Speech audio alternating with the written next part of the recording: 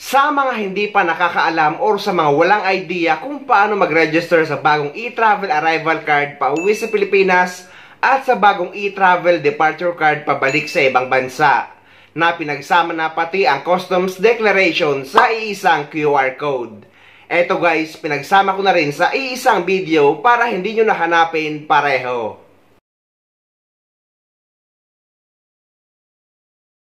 So, simulan na natin mag-register or mag-create ng account.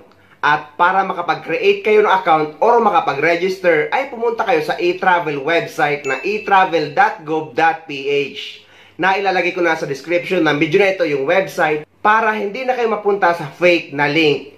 Dahil guys, inuulit natin at paulit-ulit natin pinapaalala na ang e-travel registration ay 100% free. Wala kayong kahit anumang babayaran. After nyo mapasok yung website, ay ito yung lalabas. I-click nyo yung sign in.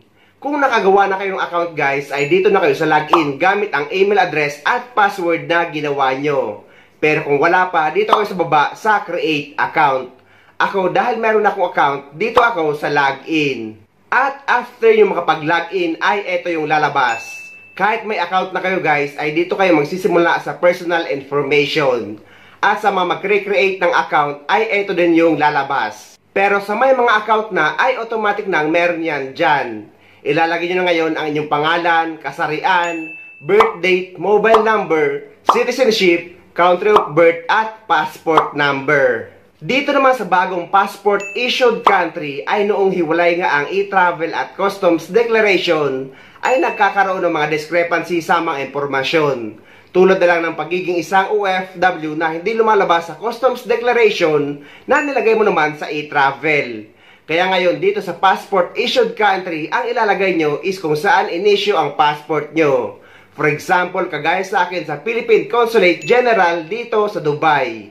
And after that, click next. Then lalabas ito, permanent country of residence. Ilalagay nyo dyan yung address nyo sa Pilipinas. Pero kung permanent residency kayo sa ibang bansa, ay yun ang ilalagay nyo dyan. At dito naman sa address line 2, iwanan nyo lang yung naka-blank and after that, click next. Andito na tayo sa personal information summary. I-review nyo lang at i-scroll nyo, i-click nyo yung submit. At nandito na tayo sa travel registration. Makikita nyo dyan na nakalagay for me at yung air. At dito naman mamimili kayo kung arrival or departure. Kapag pauwi ka sa Pilipinas guys, ang ilalagay nyo dyan or ang i-click nyo is arrival entering the Philippines basta pauwi kayo sa Pilipinas. Pero kapag pabalik kayo or papunta sa ibang bansa, ay departure leaving the Philippines. Pero ang pinili ko is arrival entering the Philippines dahil pauwi sa Pilipinas. And after that, click continue. Kung may kasama naman kayo family member, for example anak, ay pwede nyo i-register gamit ang account nyo. So after nyo makapag-register ay mag-login ulit kayo at i-click nyo yung add family member. At nandito na tayo sa travel declaration.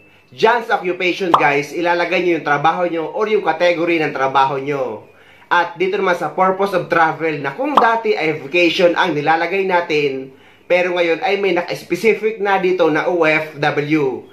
Para malinaw na isa tayong OFW kapag uuwi tayo sa Pilipinas, lalo na kapag naharang or natanong tayo sa customs. At kahit sa mag-for good na kapag isa kayo OFW, ay OFW ang pipiliin nyo. Pero kung yung mga nag-tourist galing sa ibang bansa at umuwi sa Pilipinas, ay returning resident ang ilalagay nyo. Pero inuulit ko guys, na kapag isa kayo OFW, kahit for good na kayo, ay OFW ang pipiliin nyo.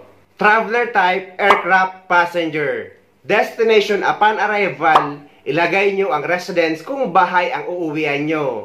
At kung pareho ang address, i-click nyo ang same as permanent country of residence. At automatic na ang lalabas yan dyan. At nandito na tayo sa flight information. Ilalagay nyo ang inyong airline's name at flight number. Dito naman sa country of origin, ilalagay nyo dito kung saan bansa kayo nagtatrabaho or original na manggagaling. Dito naman sa airport of origin, ilalagay nyo kung saang airport kayo original na magagaling. For example, dito sa Dubai International Airport. At dito naman sa date of departure, ilalagay nyo yung date yung pag-alis nyo sa bansa or sa airport na yon. Nakalagay yan sa ticket nyo. Dito naman guys, para sa may mga connecting flight, ilalagay nyo ang country of transit, airport of transit, at date of transit. For example, sa Taiwan kayo na country at sa Taoyuan International Airport. At yung date na pagdaan or paglapag nyo doon or connecting flight.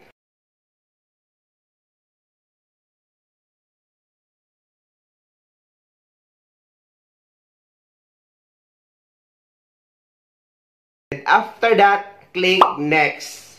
At nandito na tayo sa health declaration. Dito naman guys, kung wala naman kayong binisitang ibang country sa loob ng 30 days, iwanan nyo lang yung naka-blank. At dito naman sa baba, i-click nyo lang yung dalawang no. And after that, click next. At nandito tayo guys sa customs declaration. May tanong dito na, do you have baggage or currency to declare? Kagaya ng alahas, cellphone at pera. Kung meron, i-click nyo yung yes. At dito naman sa accompanied family member, kung may mga kasama kayong above 18 years old at below 18 years old, ay ilalagay nyo dyan kung ilan. Pero kung wala naman, ilagay nyo lang 0. First time visiting in Philippines, tayo namang mga Pilipino ay no.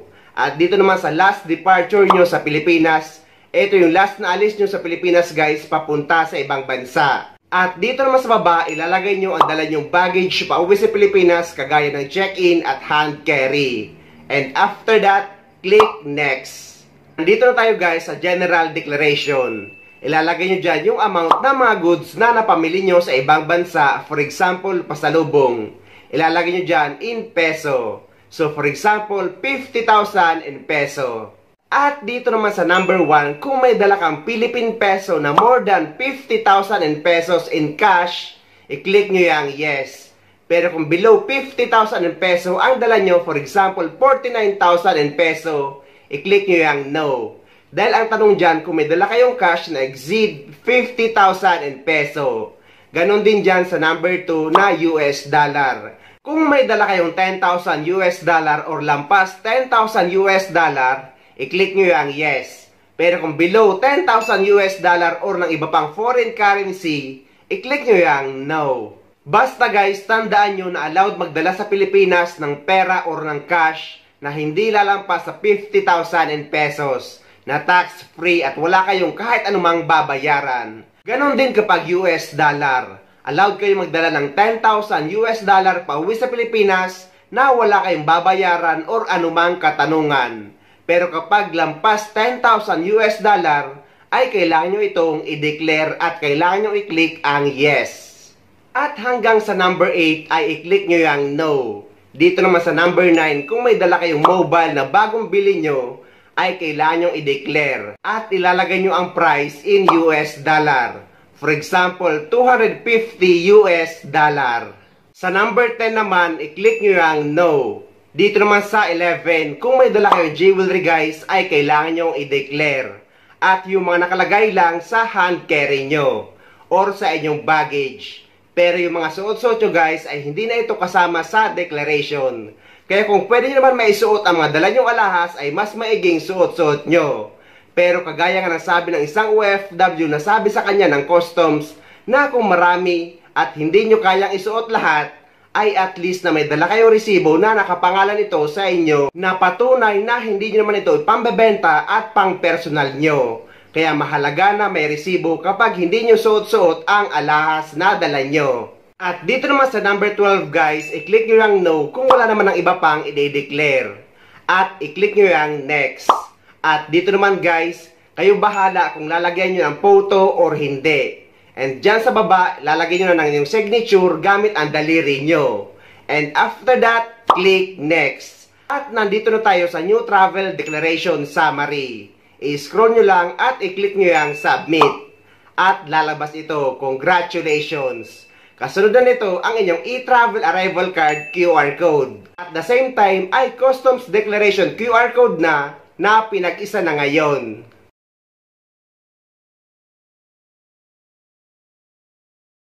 E-Travel Departure Card Registration Tutorial sa bago ngayong e-travel na kasama na ang Customs Declaration sa iisang QR code. Kung nung una ay nakagawa tayo ng tutorial na e-travel arrival card pa uwi sa Pilipinas, pero ngayon naman ang gagawin natin or ang ituturo ko sa inyo is e-travel departure card para sa mga pupunta or babalik sa ibang bansa. Madali lang naman tandaan guys, basta pauwi kayo sa Pilipinas ay ang pipiliin nyo is e-travel arrival entering the Philippines. At kung papunta naman or pabalik sa ibang bansa, ay e-travel departure leaving the Philippines. At ang registration ay 3 days bago ang flight nyo pauwi sa Pilipinas or pabalik man sa ibang bansa. Kahit anong araw guys, basta sa loob ng 3 araw bago ang flight nyo, pwede mag-register. So, para makapag-register na kayo sa inyong e-travel departure card, ay pupunta ulit kayo sa website ng e-travel na e-travel.gov.ph na ilalagay ko na yung link sa description ng video na ito. At take note guys na still required o required talaga gumawa ng e-travel departure kapag pupunta or babalik kayo sa ibang bansa. Dahil kung nalaman nyo or nakita nyo yung video na viral ng mga OFW na naharang sa immigration dahil nga hindi sila nakapag-register sa e-travel. Dahil naniwala sila na hindi na ito kailangan dahil nga hindi na daw hinahanap. Hindi na hinahanap guys ang QR code ng e-travel dahil nakikita na sa immigration system kung may registration kayo or wala. Naniniwala kasi sila sa iba. After nyo maklik yung sign in ay ito yung lalabas.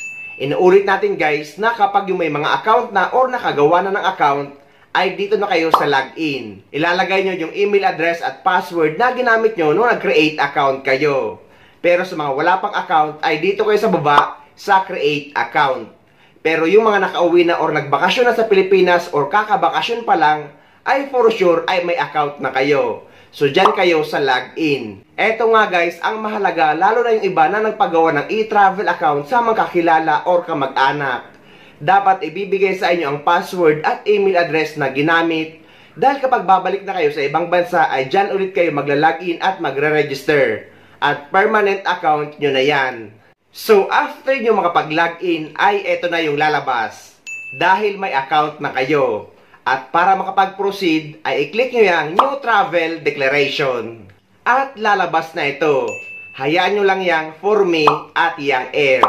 Pero guys, kapag may kasama naman kayong bata or kasama nyong kapamilya, after nyo makapag-register ay mag-login ulit kayo at dito na kayo sa family member or for others. Pero kung wala naman kayong kasama, ay piliin nyo lang yang for me. At dito na tayo guys. So, dahil nga pabalik tayo sa ibang bansa, ang pipili nyo dyan is departure leaving the Philippines. And after that, click continue. Andito na tayo sa travel details.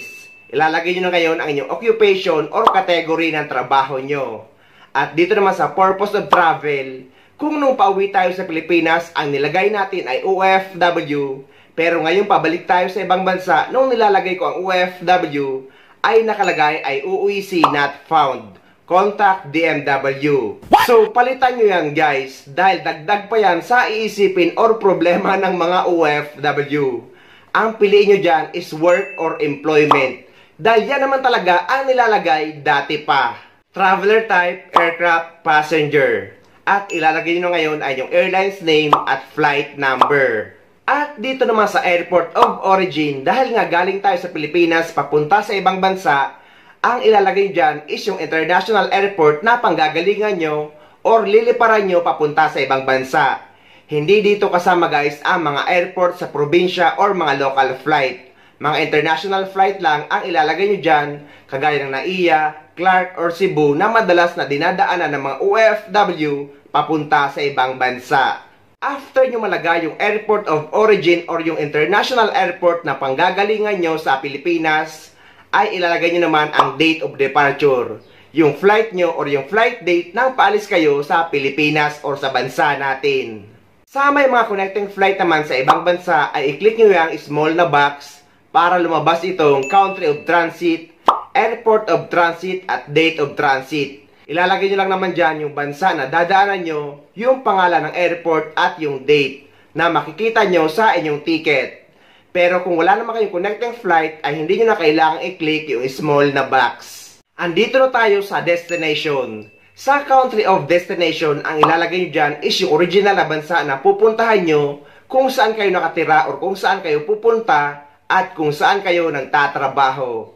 Dito naman sa airport of destination ay yung airport na lalapagan nyo, for example, Dubai International Airport, at yung date, yung petsa ng lapag nyo doon. At dito naman sa destination address ay yung address ng tutuluyan nyo sa ibang bansa, pero kung tourist naman ay address ng hotel nyo ang ilalagay nyo. And after that, click next. Take note pala guys, kapag hindi nakakapag-proceed, ay balikan nyo lang ang mga impormasyon or yung mga details. Tapos, i-click nyo yung X at lagyan nyo ulit. At magiging okay din yan. Marami kasi nai-stress na hindi daw makapag-proceed. So, bisitahin nyo ang mga impormasyon, lalo yung mga nakapula, at i-click nyo yung X at lagyan nyo ulit. So, i-click nyo na yung Next. Lalabas na itong Philippine Customs Declaration. At i-scroll nyo.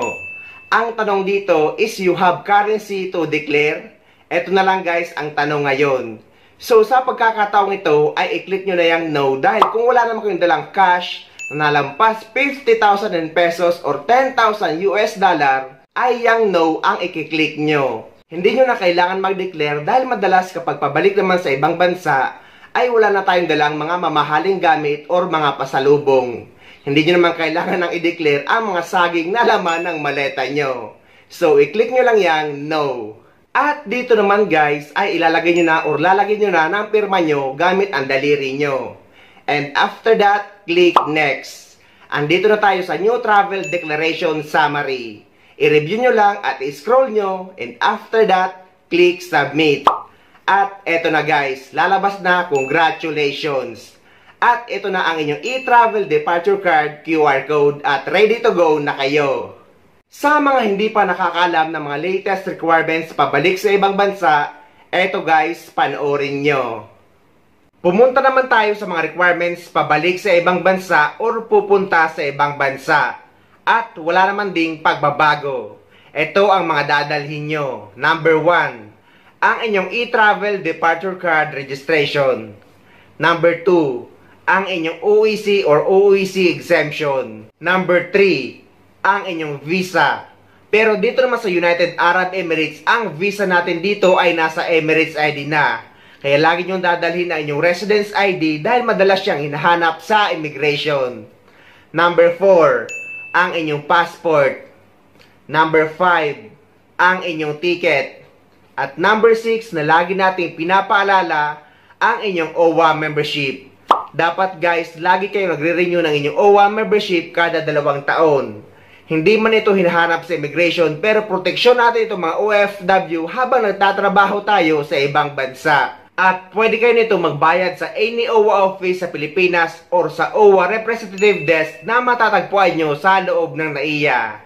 So ayun guys, sana may nakuha kayong idea at sana nakatulong ang video na ito sa inyo. At sa mga hindi pa dyan nakasubscribe sa channel ko, please don't forget to subscribe my YouTube channel and please click the notification bell para lagi kayo updated sa mga upcoming videos na gagawin ko tungkol sa mga updates sa ating mga OFW. Mula dito sa Dubai, maraming salamat. See you next time.